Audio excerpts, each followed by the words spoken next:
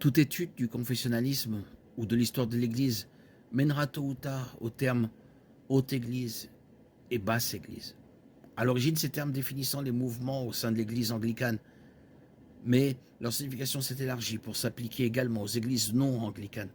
Ces termes ont trait aux procédures de culte, en particulier à l'utilisation de rituels, de liturgie et d'accessoires dans le culte. Les dirigeants d'une congrégation de la haute Église accordent une importance élevée à la cérémonie, aux vêtements et aux sacrements.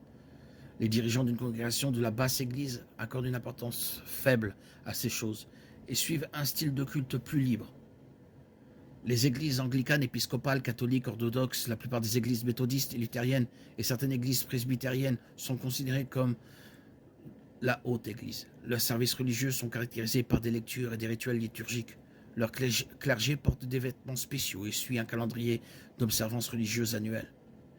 Les églises baptistes indépendantes, pentecôtistes, amish, certaines églises méthodistes et luthériennes, ainsi que de nombreuses églises presbytériennes sont considérées comme des églises basses. Leurs services religieux sont caractérisés par l'implication de la congrégation, un programme relativement peu structuré et une approche évangélique. La distinction entre haute église et basse église n'est évidemment apparue qu'après la Réforme.